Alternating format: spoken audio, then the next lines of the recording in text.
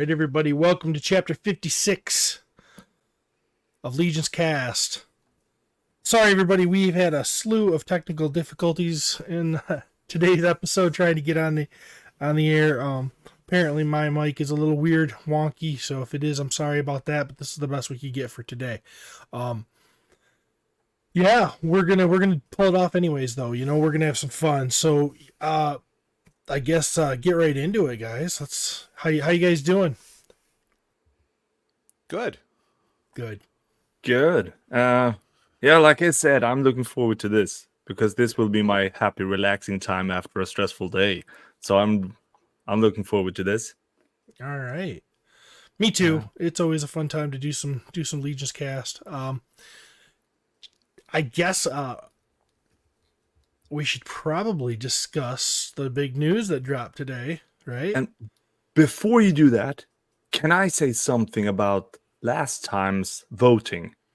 Yes, absolutely. Can we just so we check that moment before we go with the big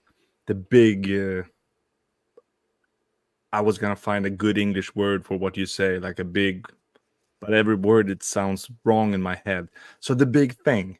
Okay. Before that, for the best female voting, I did a mistake. What? I actually did 2 mistakes. Who'd you miss? Yes, and here it comes. You see, there is a knight builder that is using a female buck. And then there is the Iron Knight. Ooh, yeah. Somehow, right. I missed both of them.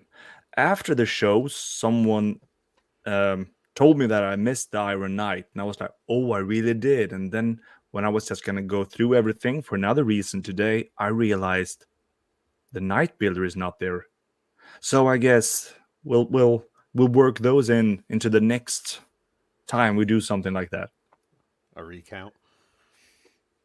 But we received very interesting responses for the list. And I love it. So many reactions, so many people who said, fought for their beliefs or not belief, but what they prefer. For example, you were talking about Miria, yeah.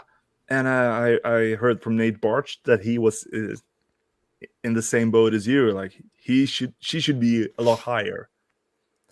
I honestly think that that she was lower because she's an old enough figure that a lot of people don't have her, and I think she's I have a tendency, I don't know if you guys have noticed, to tell you about great figures and then not be believed.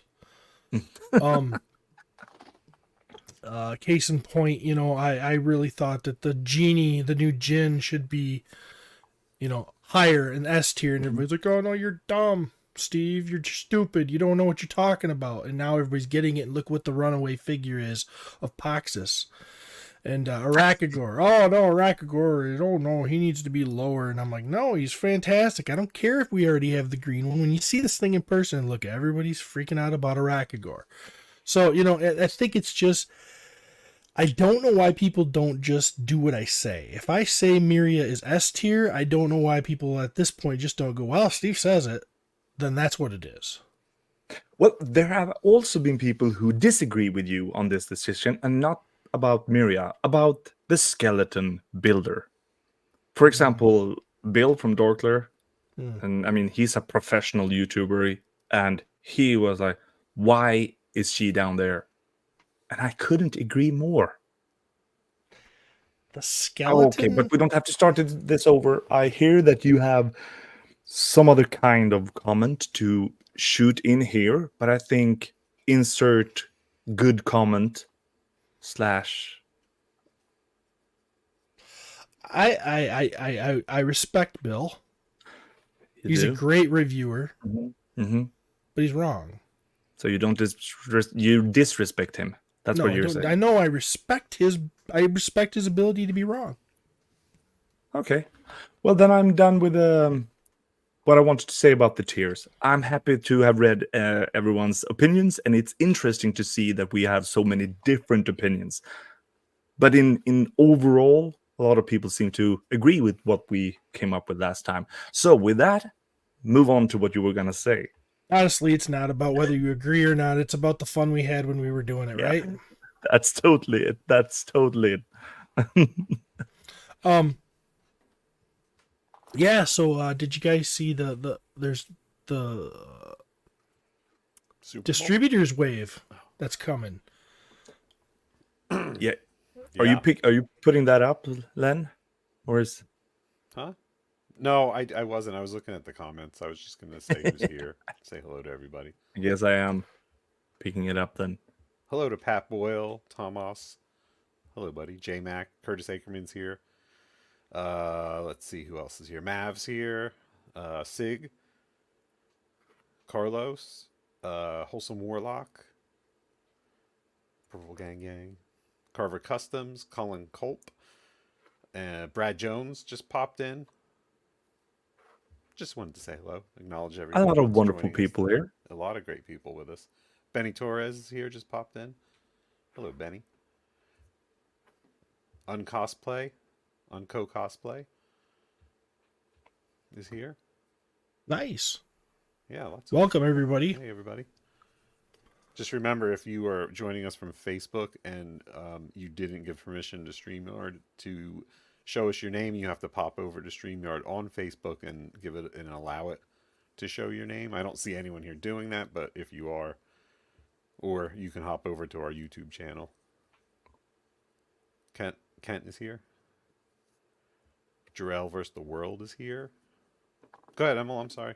Did you want to bring up the today's announcement, the Golden Monkey? I can't get Source You can't find Horseman it. to load. You know why? Because it's Thursday. Yeah. And Why did Thursday we? is always like a down day. It's always like a day where it's down. Let me see if I can bring it up somewhere else. It's got to be. There was a lot of pictures of it on the Cabal today, wasn't there? Yeah. Hold on. But until while Len's looking that up,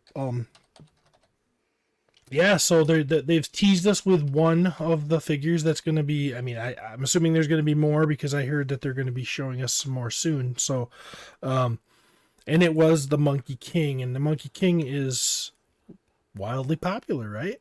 Mm-hmm. Figure of the year everybody- for many folks. Yeah.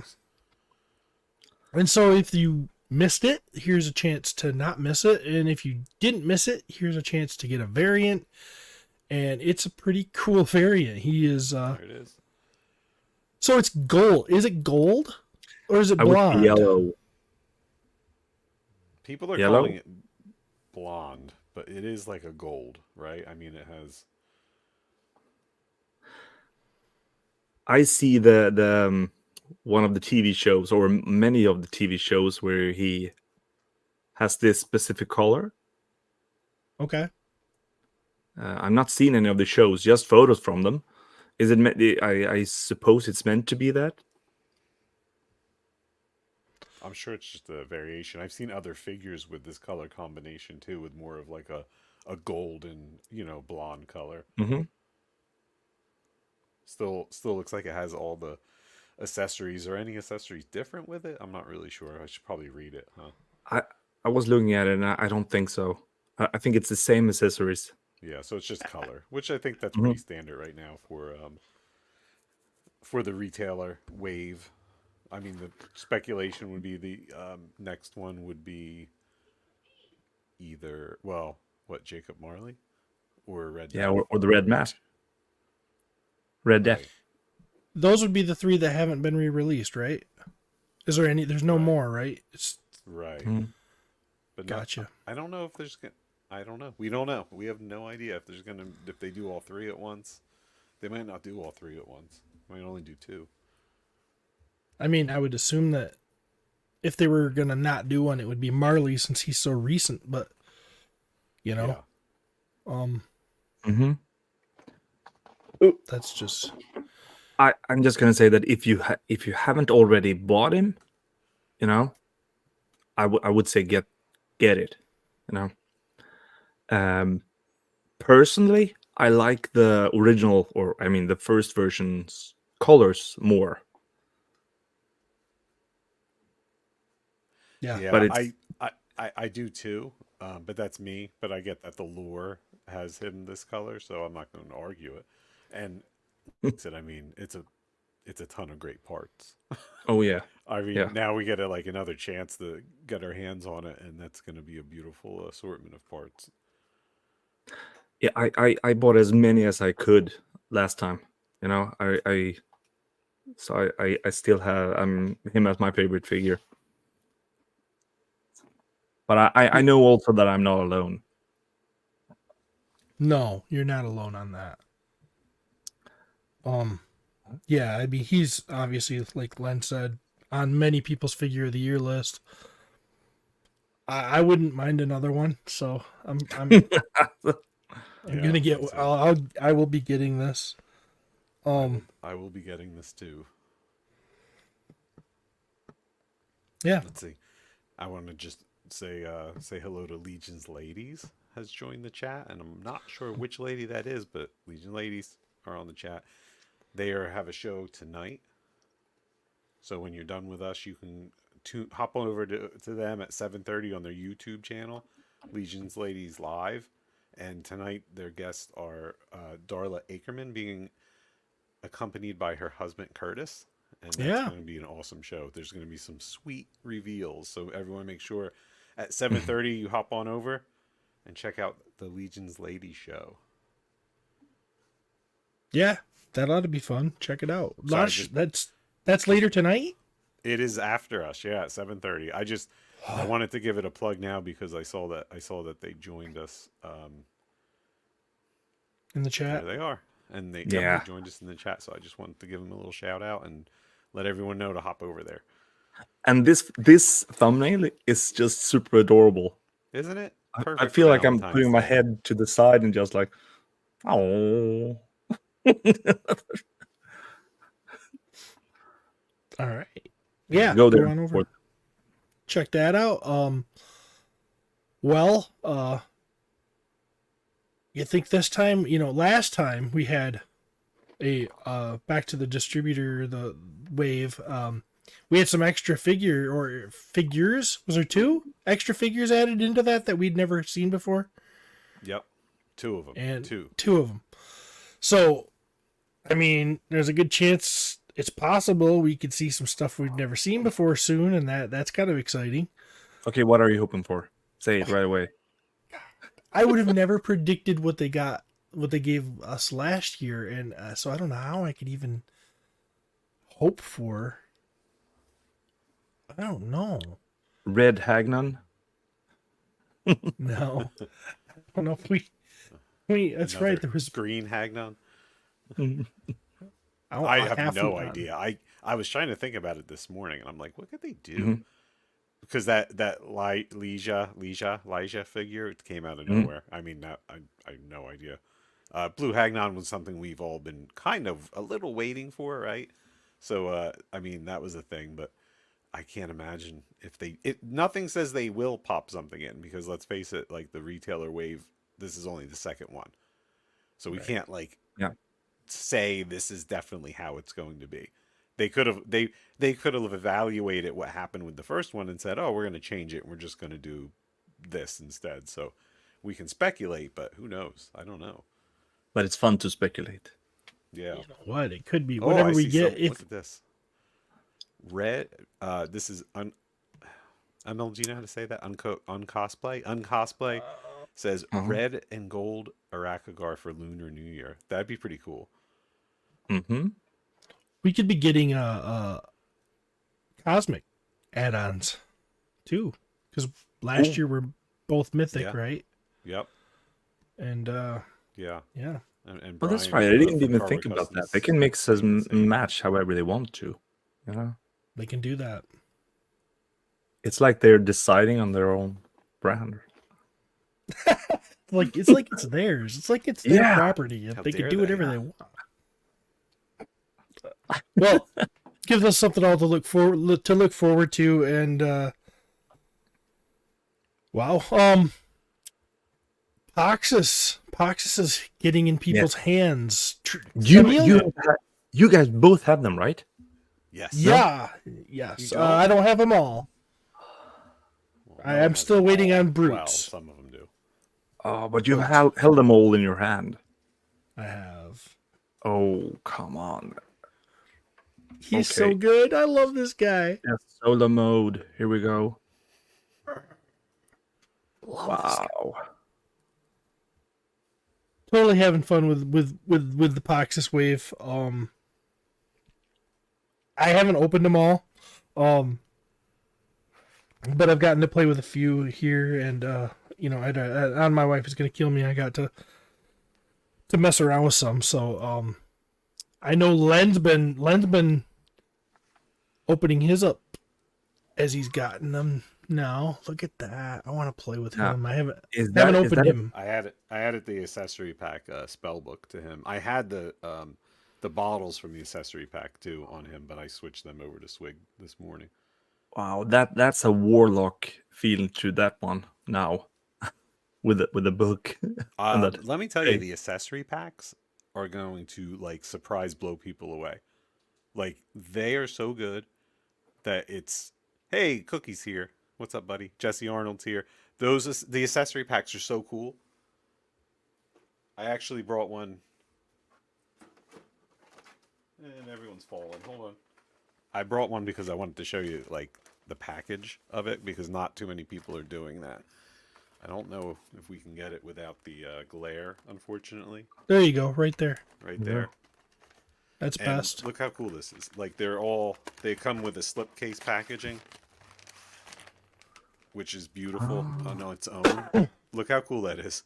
It has like Wow. it's like a shadow box, and it has Nate Bart's art on the back. Isn't that awesome? Yeah. That's just the packaging for the effects. So this is the hero effects, and it has like a double tray to keep them all nice. Yeah. Ah.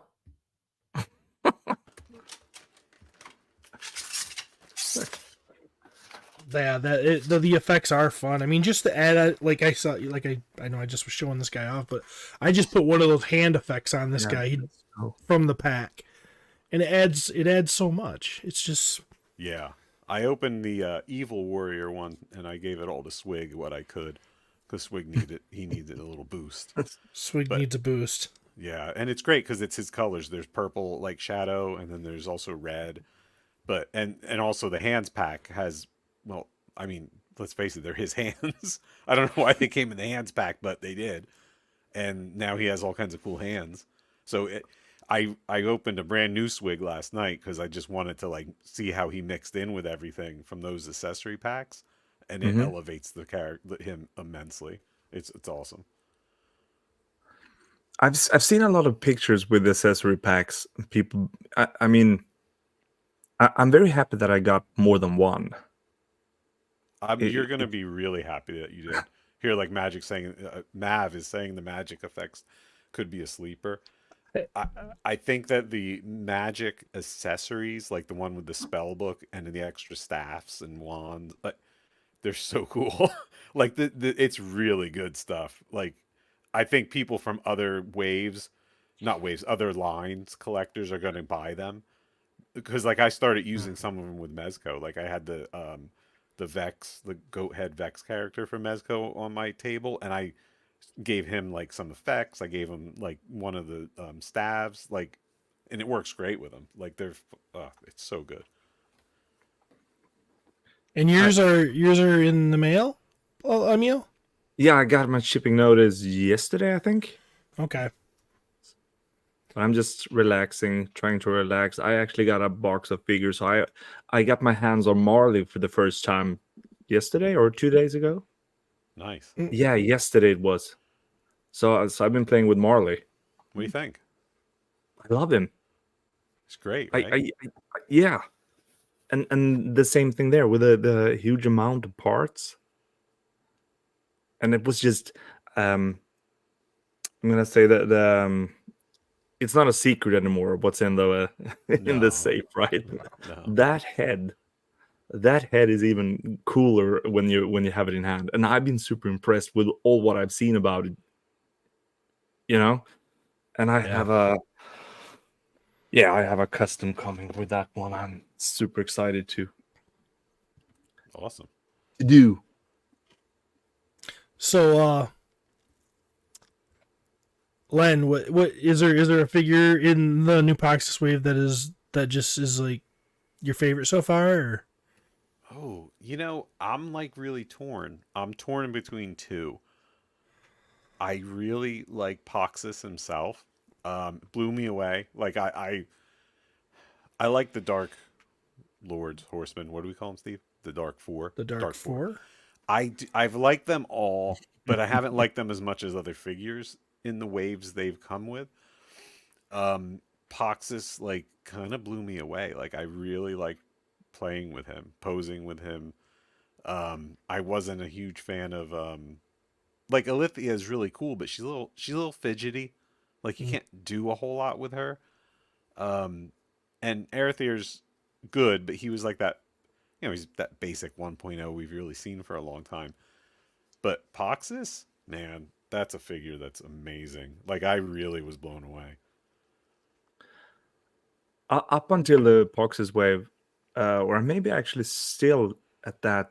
I think Poxus is the figure that I've ordered the most of all the waves ever. So I'm happy that you say that he is that cool in hand as well. He's very cool in hand. I was very surprised. I wasn't in my anticipation for him was like mid level, so I had nowhere to go but like higher. I knew I wasn't going to hate him, but Yeah. he came up like much higher than what I was expecting. And then my other one I'm torn between is help me with the name, the Blue Dragon, Arakagor. Arakagor, like Mm. much better in hand, but I thought he was going to be good. Someone told me that his paint would be amazing, that I trust, and I was like, okay. And he told me a lot, so I was like, all right, I trust you. The paint's going to be great, and the paint's freaking awesome. Like it's some of the best factory paint I've ever seen out of not even just the factory, like of customs. It's beautiful, and the figure. It's gorgeous. So I'm really torn between those two. And that's saying a lot because I really love the wizards. Like I like all those wizards too. So this wave was like just all killer for me. There were a few figures that I've been looking forward to a little less than the others, but as soon as I've been seeing photos and comments, I think I'm definitely changing my mind. For example, same here with the name, the Blue Jin. Mm-hmm. Calazar, is it? I might be right. I might not. well, it's good enough think for so. me. But, Yeah, but that's the problem is we don't have them. Like none of us have them really, so I can't. I'm sure that they're awesome, but I just can't say. I don't have it, but we did have it. Jeremy DeWitt has it. yes. From our review wave we got for My Wife Is Gonna Kill Me, and so that figure and I said this on My Wife Is Gonna Kill Me, but I'll say it here too. It doesn't look like a production figure when it's sitting there on the table.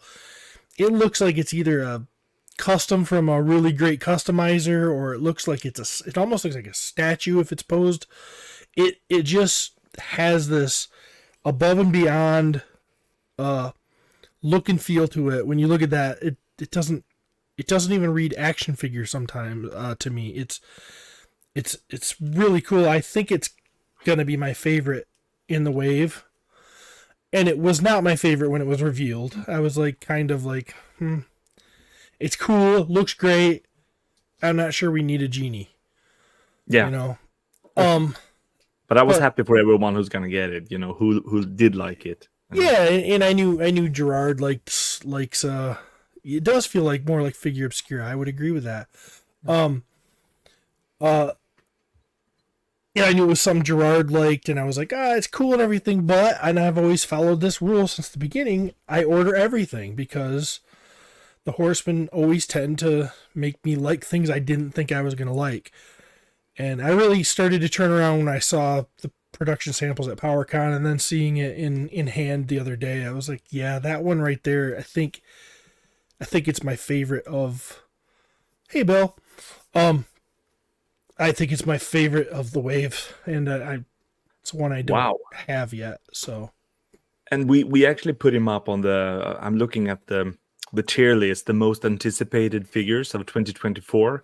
So we have the Jin at the A list. Almost yeah, at S tier. yeah, Yeah, I saw.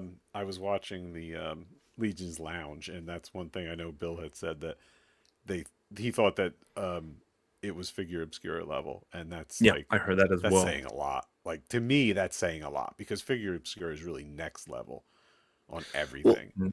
a and lot that's of it, saying a lot. So I'm really anticipating him now even more. and I think a lot of the credit should go to, and I think Sherry's the one that painted him. It goes to that paint job, her skin tones, and how she did the just the blue and um the lighter shades or the yellower parts of it just really, that is amazing. And then Jesm too, because his soft goods and his highly detailed skirt piece and everything, it looks like someone, it doesn't look like a production figure. It doesn't look like they could afford to give us that Yeah. much. Is what is what is the deal with that thing. So And we I can think also say that if you want a closer look, of course, there are a lot of people reviewing these figures. We don't go through them, in detail here, but there are a lot of people reviewing them. And I know Legion's Lounge is going through all the Pox's figures mhm. with great poses and everything. So I'll recommend looking at Legion's Lounge for the both part 1 and 2. Yeah, and check out our very own Dork Layer. He does great reviews of these things. I love to watch his reviews. Yeah, So definitely. Yeah. much better than Yeah, any and like review I Curtis could is do. saying, shout out to Cookie and the entire Four Horsemen shipping team working hard to get us our great figures. Yeah, those guys are really busting their butts to get stuff out. I guess well today, as we know, or some people know, some don't, is the retailer day, which means it's the first day that the retailers are allowed to solicit, sell, or fulfill pre-orders on the figures. And even I saw some rumblings that even Big Bad BBTS is fulfilling right now, which usually they're a little behind, but they must have been sitting on them, so they're fulfilling. So it's pretty exciting. Everyone's getting everything in hand, and I saw a little people like being a little disgruntled about like the retailer stuff getting out now, and they don't have their Four Horsemen stuff. But Mhm. if they paid attention, they would know that's because the brutes aren't in. So they're seeing like people saying, "Oh, Big Bad shipping," and they're like, "Well, I didn't even get my pre-order." Well, that's because you probably pre-ordered a brute, so they're not going to send your brute separate from the rest of your order. They're waiting for them to come in so they can ship them all together. Yeah. And I'm just gonna say I'm one of those who ordered all of my figures from Store Horseman directly, and I'm not angry with anyone else getting their figures before me. We're all getting our figures, so Right. no rush, please. No, no Even though rush at it's a all. rush, of course, we are eager. It's like waiting for Christmas morning for a long time, but we will all get them. Yeah, and they're worth the wait, fellas. They're just amazing. I've in full disclosure, I've been playing with them for a while, and they're just so good. I love them. Like the wizards is just incredible, and the value that they are is just Mhm. killer. Like it's amazing in this day and age that this Four Horsemen are still packing that much stuff into like this same price range figure. It's awesome. Oh, that's actually something that I saw on the on one of Dorkler's reviews about the soft goods. How big of a difference it makes to have the capes posed a certain way. You know, you can Yeah, really use the soft goods, and they look like dolls, and they can look like more. How do you say? I mean, more realistic action Well, characters. yeah, I mean you have Big to dip- pose a cape Yeah, that's a just as big much thing. as you pose an action figure. If you don't take time with the soft goods and use those wires, they're gonna look not as realistic. And if you do, give the illusions of wind or Mm. magic flowing or weight, if you want to do that, where they're hanging down and things are, gravity's pulling down on these clothes and everything. If you're trying to go for that look, all of that stuff makes a huge difference in how cool these toys look. So, yeah. it's just more options. It's just more ways you can make things look cool. Somebody was saying, when does it become a doll? I don't know. When it's naked underneath the soft goods. Ooh. So Ooh. Cookie's giving us like an unofficial official notice that everything we could ship left the building before street date, and There we go. that's true. Those guys got it all out, but they're again the brute situation is that last container's coming, so everyone just be patient. Yeah, naked underneath the soft goods. That's my rule. That's your rule. I have not heard that rule from anyone else. That's a great rule. Right. Well, think about a doll. Like you take the doll's clothes, soft goods off, and it's naked underneath, then that's a doll. If it still has clothing underneath, like if you're talking like think about Star Wars, right? What was it? Emperor Palpatine? Which one? The Jawa had like the soft, like brown, but if you took it off, he still had clothes. Yoda had like clothes on, like molded into his like, Yeah, yes. Yeah. I I'm really would adopting rooted that. hair. What's Rooted that? hair. or something. Rooted hair. No, even rooted hair. I think you could do rooted hair, but as long as you have clothes that are plastic underneath. Okay, let's keep discussing this and then further. No, I'm adopting that philosophy. I think this might be Bill. He's saying it's a doll once there's combable hair.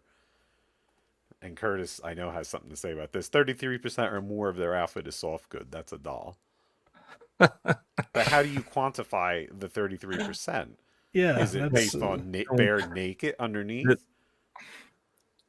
Or if there's full armored body underneath, that's clothing. So it's 100%, and then the 33% would be 133% coverage. This is a lovely discussion. It's because I have my glasses on. We need to have some charts and stuff like this to present how big a percentage is the arm, and we have a long way to go to dolls then. I'm adopting Len's philosophy. I think that's bulletproof, and I declare it as truth. Well, thank you. Yeah. Well, I'm happy people are getting their figures. I've been having a ball with the ones I have, and is our Father Christmas a doll? No, he's got clothes on underneath. Because he's got clothes on underneath. He has multi-layers, but I can't wait to get my hands on those brutes, and I know you guys can either, and it's gonna be fun. See, Paul knows what it's about. The old Mego superheroes were dolls. They kind of were. I'm not gonna lie. All right. What's I the have next colleagues subject? at work that are making sure that every time we address my hobby, we're talking about the dolls that I play with. So that makes them happy, and I can it's okay. It's fine. What in Swedish? What's the Swedish word for doll? Docka, And what's the Swedish word for action figure? action figure. Huh. No, That's I interesting. think you could actually say action figure. That's interesting. Ooh, figure. So if It sounds so mean when you're doing it like that. It's almost like you're gonna spit on me or something, and we don't. That's how Scandinavian countries sound. They sound mean. They sound tough. Think about them. I feel like that tough, yeah, but I think you are inside. Yeah, inside somewhere, I think there's some rage in there somewhere. Dolka. See, you seem yeah. very serious when you is said telling- that. Yeah, Big Greg is telling us in Polish. Yeah, but that's Polish. That's you have to be more serious the further down to the east in Europe you come. Well, if I go Down- into No, I'm just making fun. a store in Sweden that sells action figures, like what's that category called? Or is it all dolls? Toys. It's just all toys. Okay, I'm just wondering. So Yeah, in Sweden, they don't really use the action figure moniker too much, is what you're No. saying. Yeah, they don't. But they're kind of phasing out all this toy business here as well. Like Even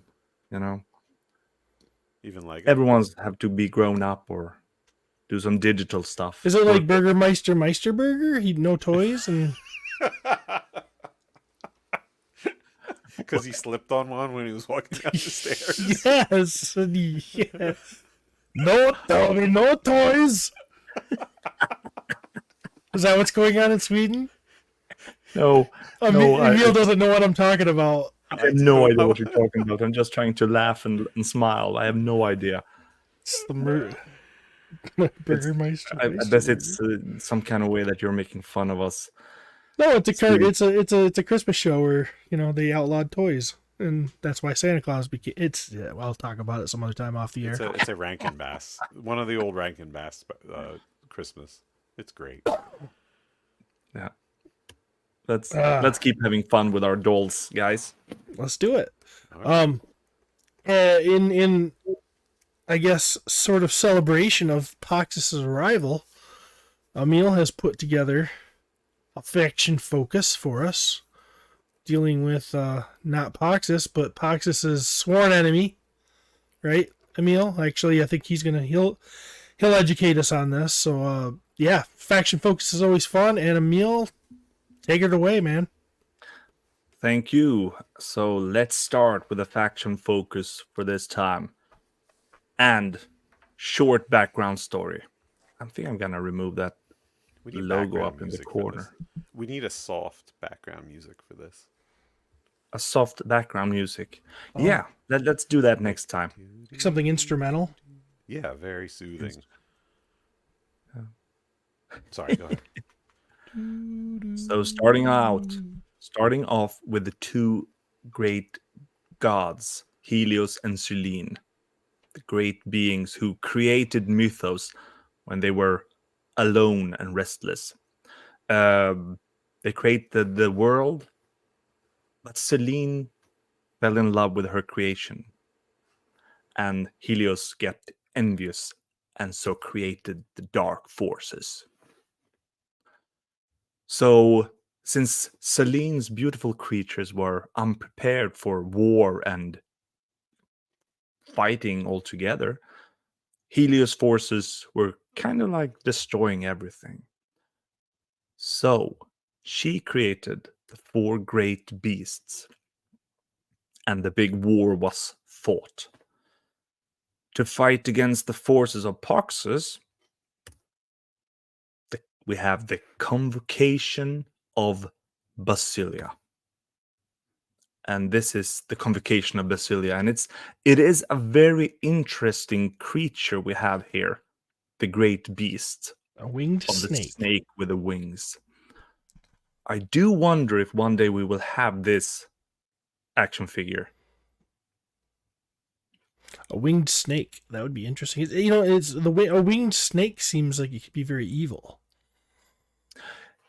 Yeah, but you also have to see that snake stands for healing.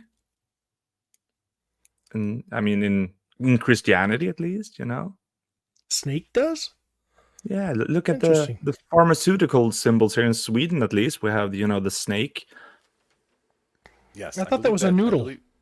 I believe That's a noodle. Okay, it's not a noodle. Anyway, this is actually the first time I see this. In the snake, we have eyes. Oh yeah. Oh, I've never seen that. multiple sets of eyes. Yeah, but it's like a head over there. Right. Anyway, here we have the map of Mythos, the world, as we know it in the universe that we're playing with. And down here to the left, we have the landmass of Ophidion. Let's zoom in. Ophidion, this is where the Convocation of Basilia is defending the world from Poxus and his armies. We have some facts I want to stand before we go into each characters that I want to address. First of all, the Convocation of Basilia, they are the masters of the magical arts. This is a very strong faction, but it's not as numerous as many of the other factions.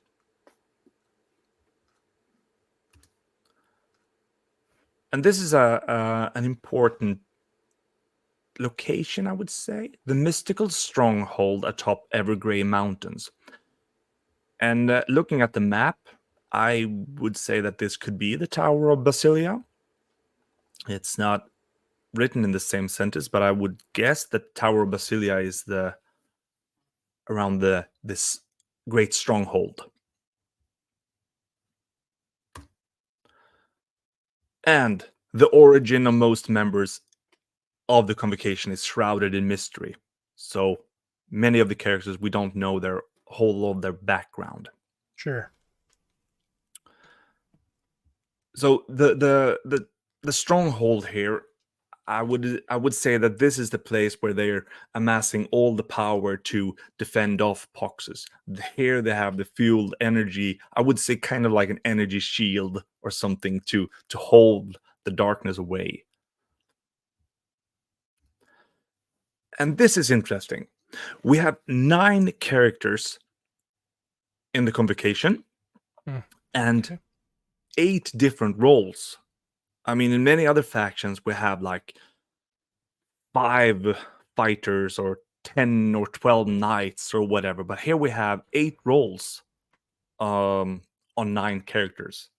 There's one of these roles that are occupied by two different characters. And I just wanted to make sure that we have here the spellcaster, we have wizards, mage, sorcerer, paladin, shaman, necromancer, and relic hunter. And I just wanted to start by shortly giving somewhat of a difference between all of these. You know, just so we have something. Okay. Because we know that they're all spellcasters in one way or another. All right? Okay. And the spellcaster is actually the role of someone capable of using magic. It's a pretty generic magic role, I would say. The wizard. Here I've just written the word study. One thing that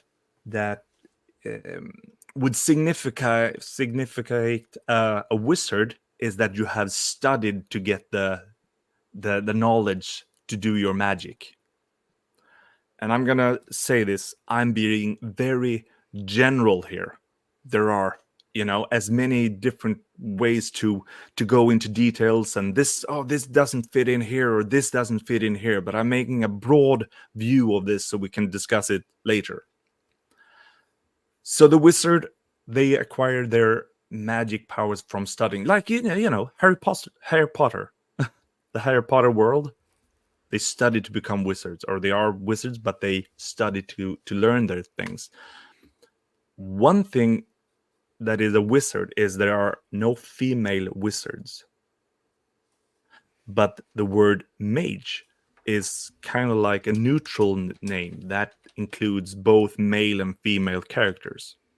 But they acquire their knowledge in the same way, by studying and learning their spells. So I guess you would say a wizard and a witch, and the generic name would be a mage. Then we go with the sorcerer. The big difference between a sorcerer is in general that instead of mainly getting their powers through studying, they have their powers within themselves. So it's like an innate power that they have. And of course they can train and become better and everything like that, but it starts from here. Okay. The paladin is, like we've talked about in the past, it's a holy warrior. It's a knight who knows spells in one way or another. And the paladin, they have their powers from a divine source, like a god entity, or Wait, I have a question. Shoot. I thought that paladins were in they didn't have magical powers. Oh, they can have. There are holy warriors devoted to a cause, but many paladins know magic in the way of healing spells, or maybe resurrecting their friends, or healing on the battlefield. So they fight, and at the same time they can protect themselves with spells, and they can heal their friends. Oh, okay. They don't have to. So they're kind of like paladin have some cleric spells, I would say, like healer magic and defensive magics, and Can a, also to enhance their weapons to become stronger in general. can a mouse be a sorcerer, or can it only ever be an apprentice? It can all only be an apprentice. Okay. No, um, moving on to the shaman, who gets a lot of their powers through spirits. They talk to spirits. They conjure magic through the spirit world, and they work with nature. But I would say even more to the nature aspect would be if you're turning towards the druid. But shamans tend to use magic through spirits and nature. And then we have the necromancer. Can I bring up a point though? I'm sorry. Sure. So on shooting the shelf, as our friend Curtis is bringing up right here, he did ask that question because I think I was the one that asked that it be asked. And Eric did say that paladins and mythic legions do not have magic. They are just Yeah. holy knights. Yeah.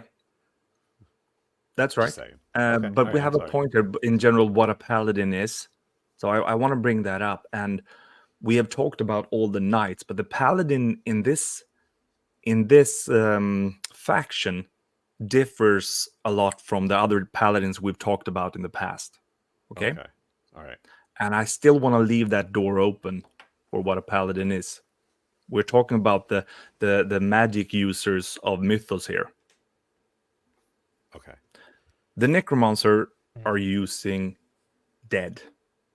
Well, raise the dead, talk to the dead, bring their powers, manipulate the dead, talk to the dead about the future, about the past, learn about things through communication with the dead. And then we have the last role here, which is one character who is a relic hunter. And I wouldn't say that that is a specific magic user class. I just wanted to write it down here, so I included all the roles from this faction. But that's a very, very specific for this character, I would say. Any questions? Nope. Let's go on. I want to see how these Yes. apply to the I was characters. wondering if a necromancer is if they do they dance? No, they romance. Oh, okay. I thought that they romance dead people into living again. That's kind of where I was getting at. Like first you dance and then you romance. The shamans dance. Maybe you The take a chance. necromancers rest. No, just Okay, I'm sorry. No, go ahead. Go ahead. if a necromancer would do a dance, would it be kind of like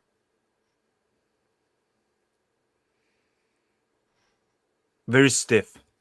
Like a goth kid? Yes. Okay. The ones See, that hung out under the we bleachers? could use illustrations on these, like a goth kid, and but we will have characters for these roles. So let's move on. Here is the chart of our 9 characters from the Convocation of Basilia. The leader of the faction, Hera Serpentspire. The sorcerers and archmage of the Convocation.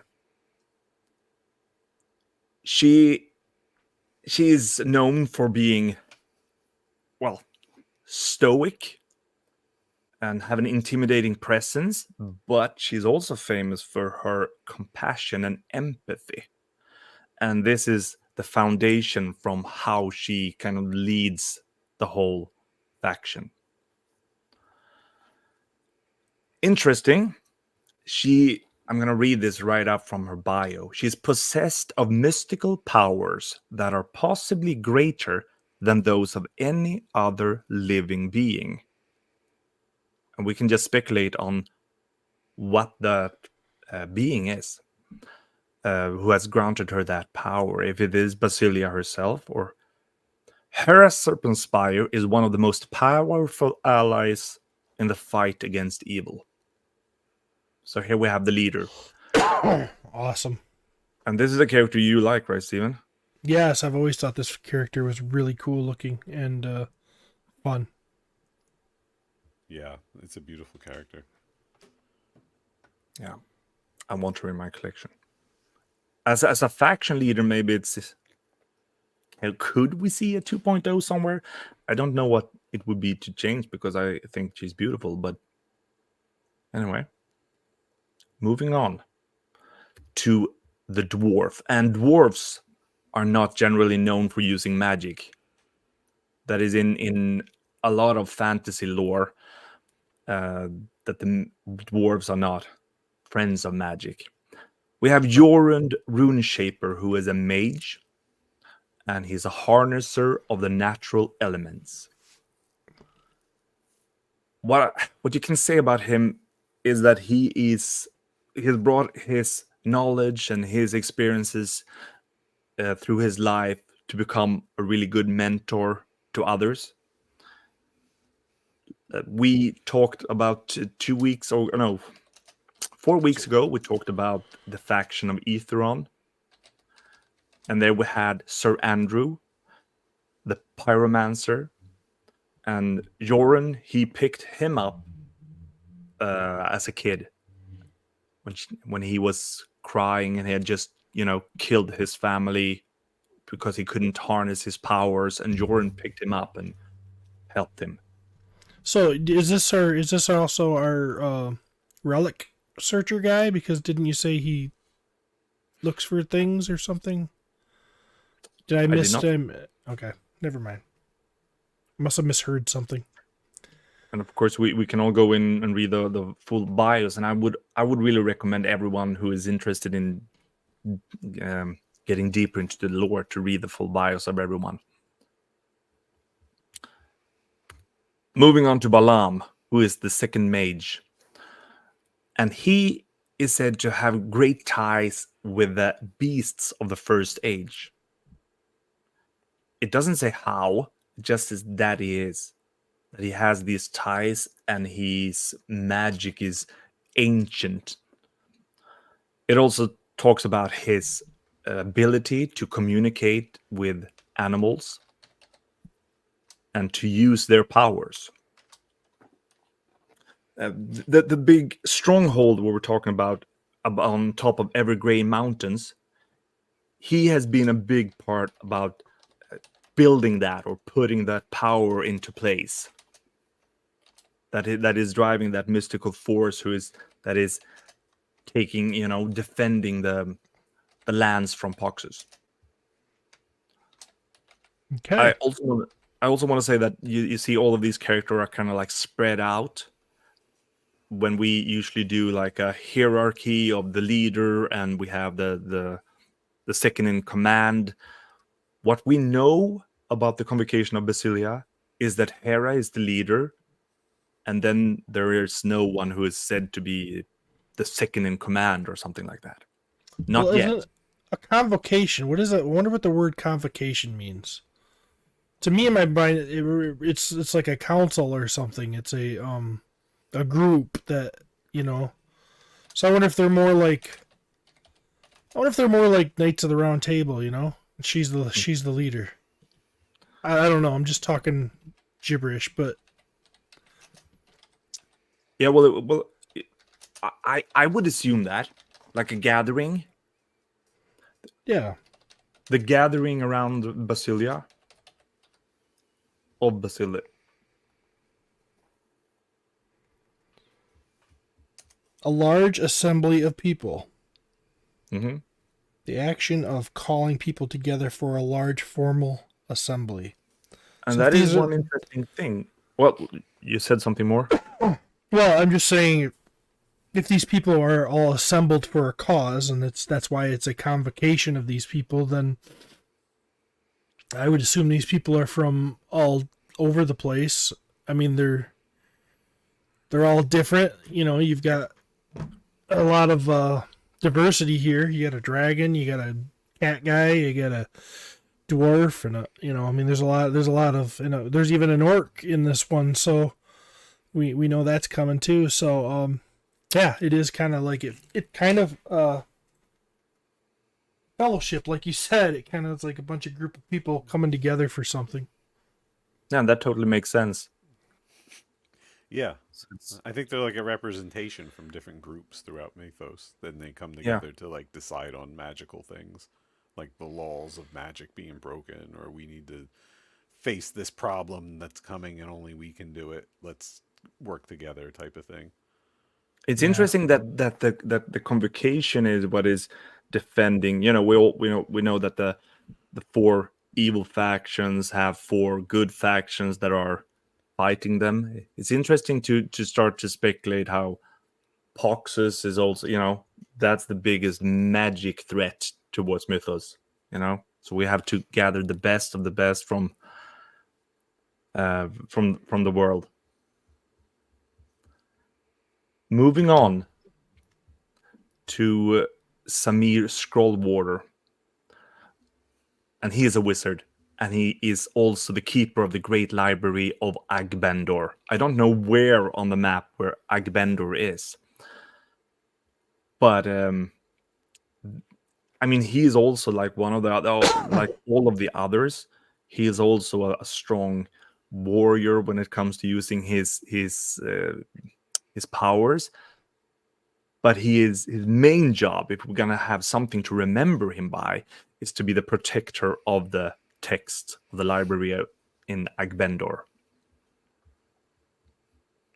Yeah, I he's just want to cool. comment here. I want to give a Let's little move on. help, maybe, to somebody in the comments. TGRM says I can't get his belt to snap on and stay on. Well, here's what I did. I took a butter knife, with a non-sharpie knife, and I stuck it in there when I stuck it behind the belt on the figure, so it gives you a hard surface to press against. And I pressed it together, and it popped in. Not saying it's gonna work. Just try it if you haven't already. Well, here's what will work. Oh, If you're now, the butter knife would be the easier, lazier method. But sounds about because I right. did tell Steven this, I did tell you this like 2 weeks ago. Needle Yeah, nose pliers, like yeah. the small craft type, any type. Like Steven just said, you basically need a hard surface on both sides to press together, and then that sucker you can like repel him off of a building. It's so tight. Yeah, show him, Steve. He's got it. You kind of like, if you play with it first off of the figure and do it, you'll see. And then when you get it on, it's like boom, and you're done. It's like you're in that zone. The zone. Yeah, Jarrell's saying tweezers too. Anything that's going to give you a hard double surface. Anyway, sorry, Emil. Didn't mean to. Sorry, buddy.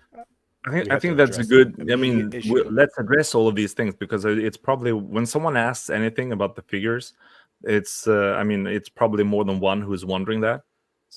Right. And my theory is if you tell one person, hopefully they tell two more people, and then everyone knows. And then it doesn't become a thing where, like, Yeah, it's an issue. like how to attach the capes. Yes. That's something from the past. Moving on From to another time. Ravina. Here we have the Relic Hunter. And Ravina is still one of those figures that I just think looks fantastically badass. I just love everything about how this character is created. Story-wise, if we go to who she is one of the only survivors of an attack led by Vorgus Vermilius. And we know Vorgus from the Brood of Elithia's Brood. The vampire's armor that consumes his, the wearer and brings power to him, but, death and destruction around him. So, she was saved, I guess you could say, or it says she was taken after that to a sect loyal to the Order of Aetheron. So taken or saved, she was taken in by this sect. But at the same time, she was really obsessed with having vengeance on Vorgus. So she wanted to start looking for all these different relics that could aid her, give her more power to defeat Vorgus. That was like that was driving her. And Aetherons this sick, they couldn't have it, so she was expelled from there, and eventually ended up here. And don't know much about her magic powers. I think But it's she kind of is- funny how Vorgus was the fan choice, the fan built voted character on for the for 1.0, and she is the fan created character for Advent of Decay, and then they made them kind of like enemies of each other. I just noticed the connection between that. I like that Interesting. a lot. I like that a lot, and I would recommend people to read more about the fan favorites early on. It actually says that she was trained to be a cleric, so when it comes to healing powers and stuff like that, she's probably helpful, and that must be one of the reasons how she ended up in Basilia, because being here without the magic powers kind of feel like she's out of place. And this weapon that she's wearing or wielding, it always felt a little bit weird to me, but it fits her perfectly being a relic hunter. And you can just imagine where she has gotten that relic and how that will help her to defeat Vorgus at one time in the future. I always liked her because of that black bodysuit underneath, which I thought was just a really cool element of the figure. Just kind of neat, Yeah. you know? You don't really see that often. She is an example of a figure that I didn't really care for until I got it in hand. I agree. Okay. The same. Yeah, that black bodysuit just is neat. It's a different look. I thought it was cool. I like it. And she's like Laura Croft. Is she? Oh, I got you. Yeah. Relic Hunter, I get you. Okay. Ah, Oh, sorry. here we go. As a spirit bender, the Necromancer. And when we did the female tier list, I don't remember where she placed. Lower than I wanted her to, because I think this figure is awesome. Same. And I don't think I was one of the one who voted her too high. But the more I've been looking at her, I don't own the figure. The more I've been looking at her this, past week or so, I'm like, she's really badass. It's probably So- Trevor. He probably did it. Or Curtis. It's probably one of those two. Bunch of dummies. Well, So- tell us about Azah. Elsa, she has the power. She's a necromancer. The power to control and harness the spirits of the dead. Doesn't sound too kind and friendly, does it? Nope. No, she's really not like the other mages and wizards from the Convocation. She is really something that some of the other mages are looking at her and like, should she really be here? Isn't she a little bit out of place? They don't know much about her. She has the cryptic markings. Nobody knows where they're from or why she's having them. The conclusion, though, is that everyone feels like it's better to have her among us than against us. So that's why she's still around, I guess. I could see where she could be a really cool character in a story because, maybe she's the one that everybody's kind of not too sure about, and then she's all like, I don't know, like the Wolverine of the group, maybe in the beginning when, that one you're not sure whether she might go berserk or she might not, kind of thing. Yeah, kind of could be like if we have them together here, like Hera is guiding her, hoping, maybe like Qui-Gon, Qui-Gon Jinn, and she is Anakin, like hoping that she doesn't turn to the dark side altogether. Yeah. Well, the know. undead don't have to be bad. What if she brought back my Meemaw? That wouldn't be bad. I wouldn't think that Meemaw would be evil and fight, the good guys. What if she brought back heroes, like dead heroes, to help? Well, Well, still have the respect of the magics about what is good or bad. But we can go into details with that, and I'm sure others have a lot of theories about that. but a necromancer is in generally someone who is stepping, over the boundaries of what is good or bad. But anyway, she's here. Let's move on to the first dragon of Mythic Legions, Arakagor, the Paladin, which, does he have healing powers or magic powers or anything like that? We don't know. I'm just leaving it open still because he is a dragon. And there are many different races or variations of dragons in Mythos. This is the first one and considered to be, like a cousin when it comes to the bigger ones that we might see someday. Yeah. But I'm gonna say something about the thing with paladins and not using magic. We have this sentence here. Okay, because this is interesting. This is another race that we've not seen before this, the Dragosur. Like their dragon cousins, these mystical beings have close ties to otherworldly energies, which often steer these towering warriors toward magical practices. So I want to keep that door open to say that he might know some magical stuff.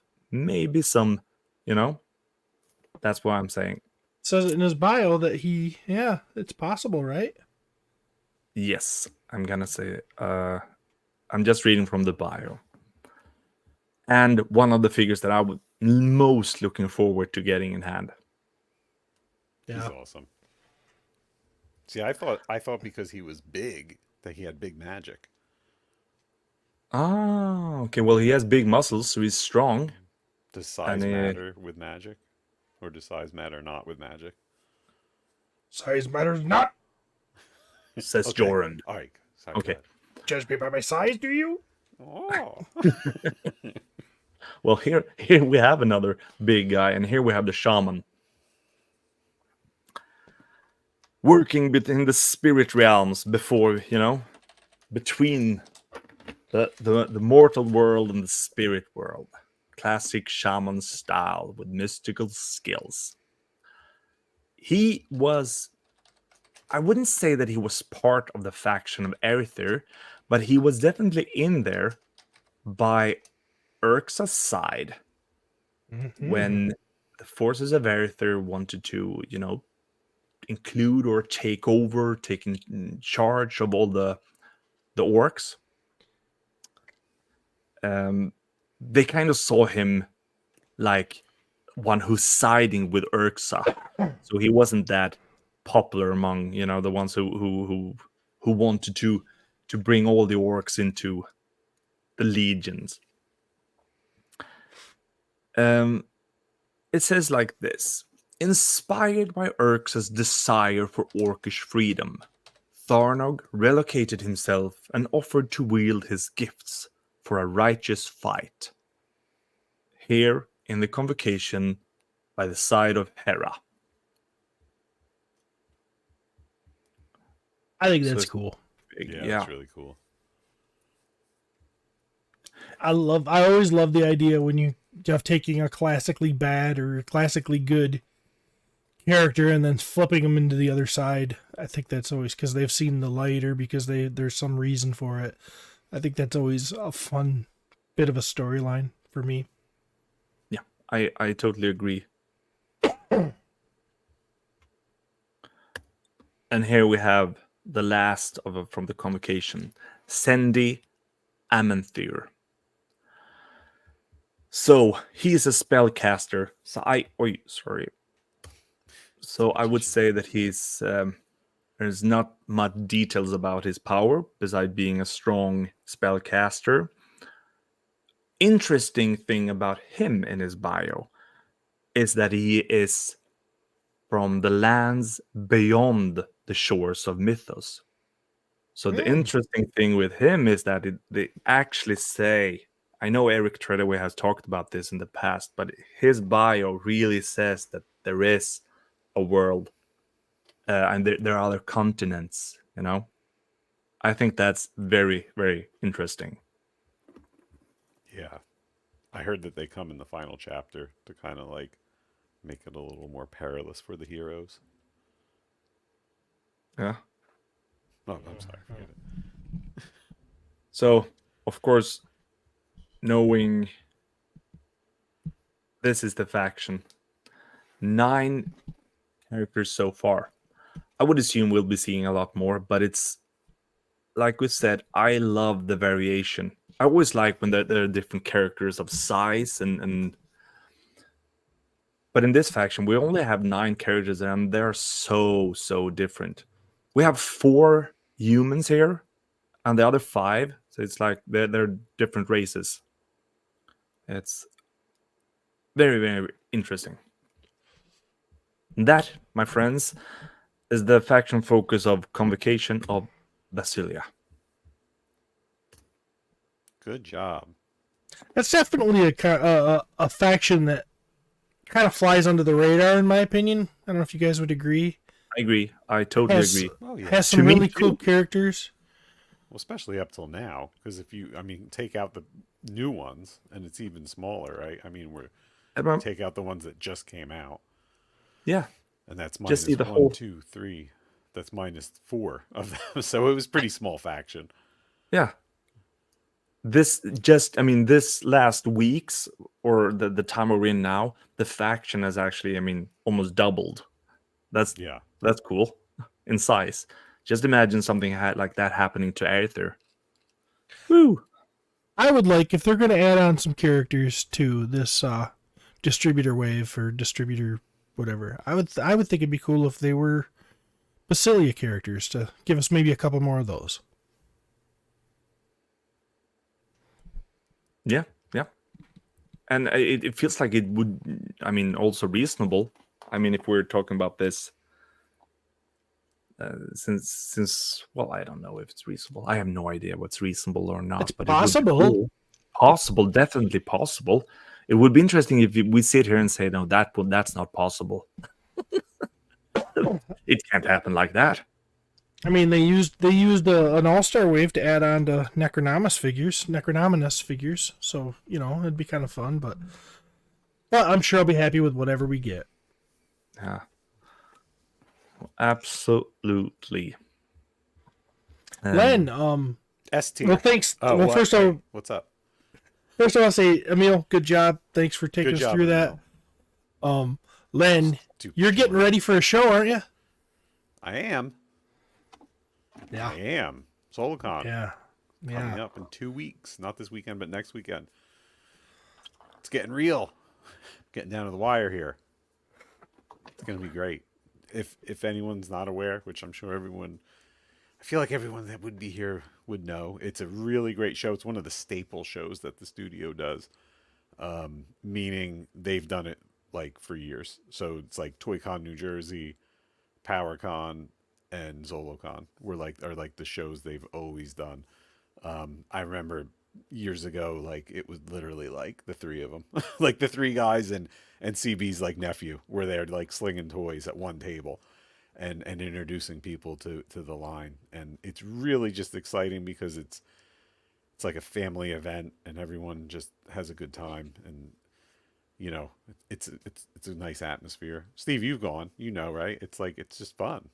I got to go once. I've always wanted to go back. Things haven't worked out yet, but it was a really cool show. It was a neat venue. I'll always look fondly on that year I was there. It was fun.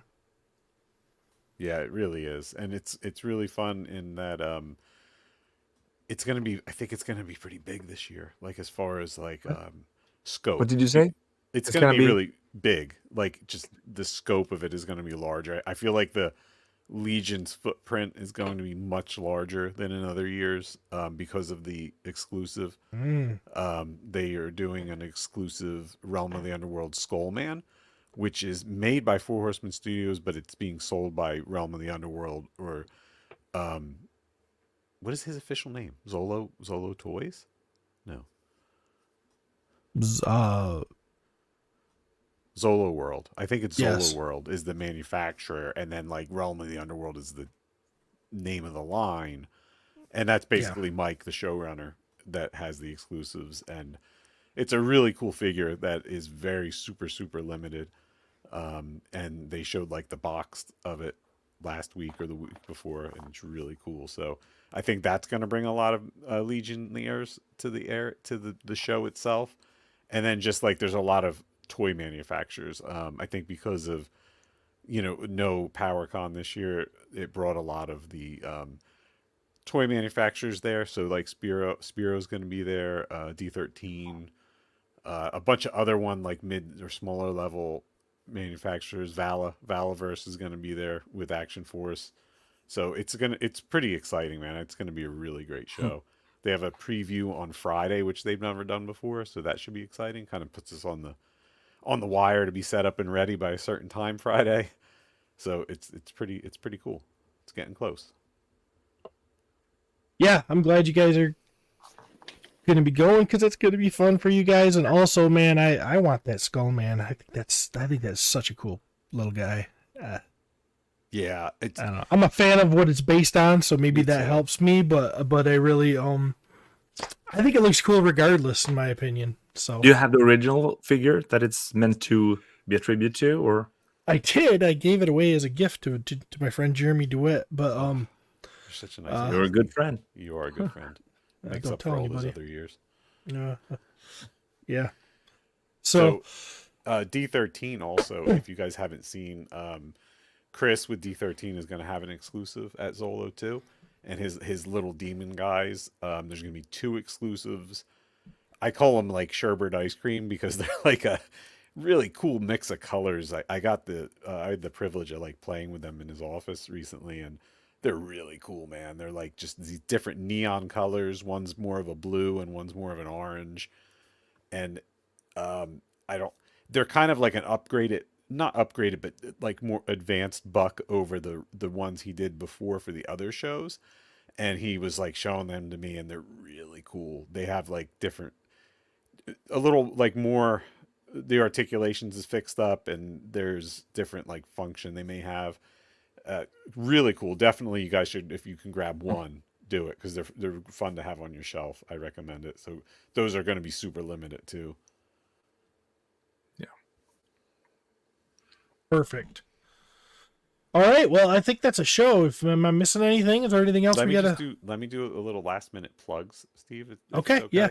So I had said this before. I'm going to say it again tonight.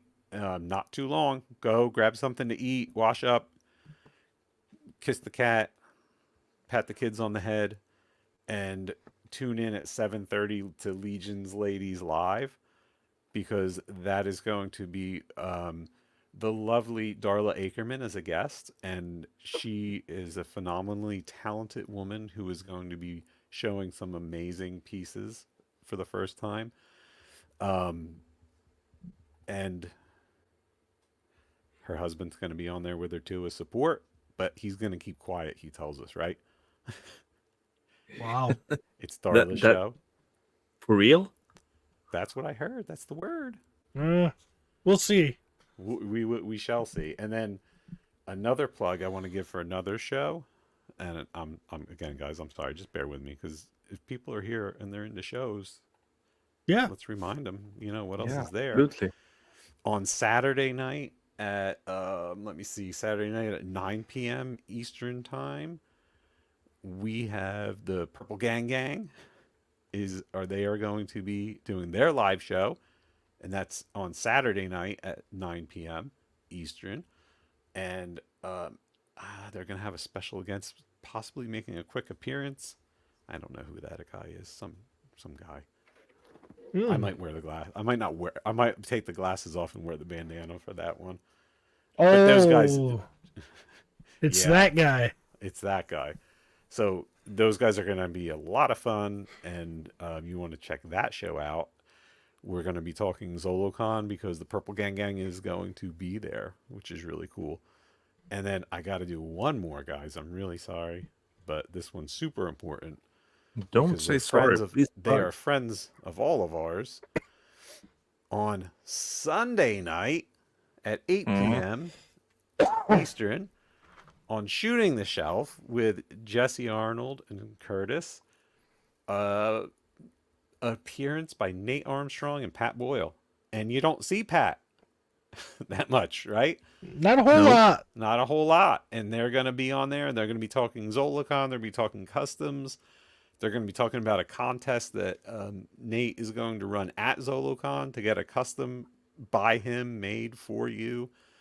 And there's going to be some giveaways on the show on Sunday night.